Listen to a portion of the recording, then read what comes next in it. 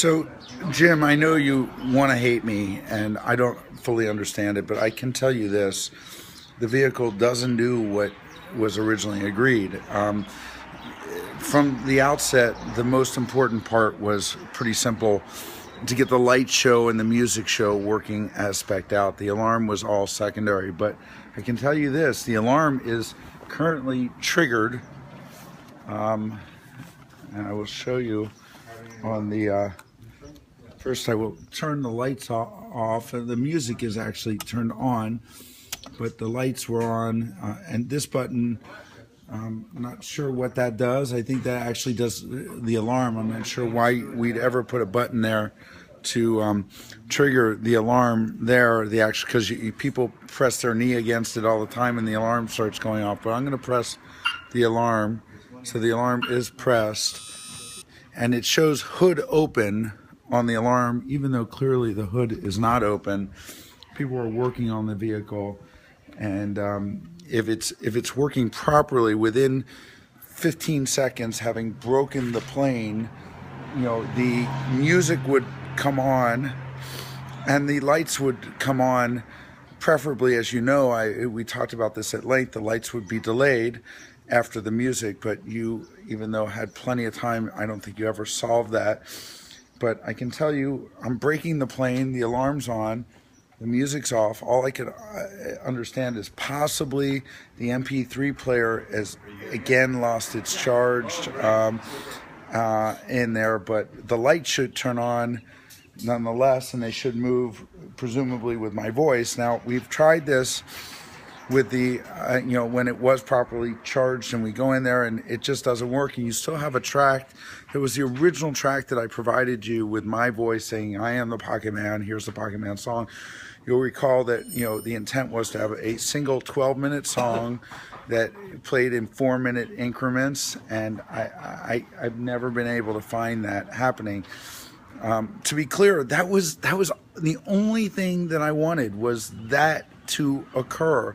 That was the core of what I wanted, together with a singular button that would enable us to trigger it either on the remote fob or the app or the dash. That's what I wanted. Now, you guys put some LED lights, which I know are not expensive at all, here. I never approved that. Never anything that I cared about or wanted. In fact, it was tacky. You talked at length about incorporating LED lights there, and said it would take time to solve, and said you would solve it. You didn't. That's fine. I would have wanted LED lights, preferably, under here to, showcase the engine. And I've tried repeatedly to change the color of the LED lights using the remote underneath the vehicle, and I really can't do that. So, on all levels, Jim, it's just not operating the way I wanted, and the headlights should be on a separate. We have 4 switches there doing nothing, and the headlights should have been separate from that. I don't know what to say, Jim. Honestly, how you thought you could just send me a bill for $4,100 without the video explaining what was done, or saying, "Hey, dude, listen, I know," just a cover email saying something like, "I know this is way above what we originally quoted, but, I've got this much time in it, and it works. It does everything you wanted and more." But you just sent it to me without any description. So, I've never once not paid a bill. So in the first time in my entire business career, I'm not going to pay a bill to you because you just didn't provide what we had agreed upon. Now, hopefully you've done a little research, or, you can. The police have nothing to do with this. It's a civil case. You can sue me. I can sue you. Frankly, the way I view this is, I've given you $3,100 on my Visa card or American Express card that I can dispute, and I'm trying to think long and hard because I know you have the time in it. But having the time is not the same as, giving me what I wanted. You've spent an inordinate amount of time, I get it, but you were supposed to give me what I wanted for the time. So I don't know what to make of it, to be honest with you. I'm not here to screw you. That isn't the way I operate. I don't just bully people to do it, but I do give money in exchange for what I want and what I spec out. And we had numerous talks about this. I don't know what to say at this point. At this point, I'm going to go down to LA. I'm going to try and get things right. They're probably going to have to pull a great deal of this off and maybe start over. I suspect they will. At the end of the day, I need to have this vehicle to operate the way we envisioned. You walk up to the car without much fanfare. After you arm the quote-unquote alarm, if you approach the vehicle, it should trigger the show, if you will, and it just simply doesn't. That was the most important part, and it's just not working. So, Jim, I need you kind of out of my life, and you need me out of your life. You want money from me. I want my vehicle working properly. I'm not bringing it back to you for a fourth or fifth time to do it. So I'm going to find someone who can do it right, because I need it done right. I'm going to ensure that before they start, they give me a complete and fair price. I'm going to provide them the exact same specifications I provided to you, along with the music track, and I'm certain it will get right. And I'm probably going to have to come out of pocket several more thousands of dollars to fix what you otherwise were unable to do. Even though we agreed to do it. And I got to figure out what that means for what I had previously paid you. I mean, to be clear, look at the first email.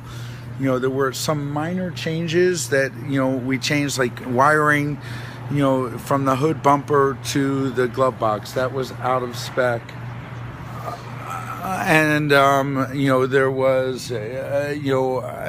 that's all I can think of that was out of spec, and that wasn't properly done right.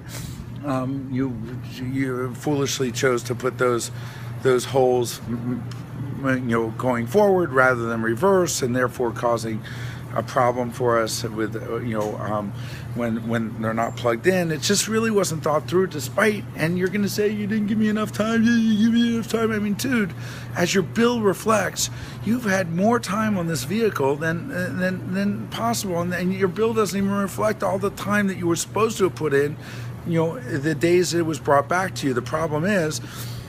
Simple problem is you did not think it through thoroughly the first time it was there for a couple days, even though you said you had all the parts on hand.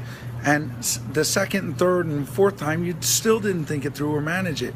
Dude, you have a problem with your business that you've got, as you explained to me, you've got the core of your business where people are, just standard installs, and then you have a one-off like this. You should not have taken this job unless you could have done it properly.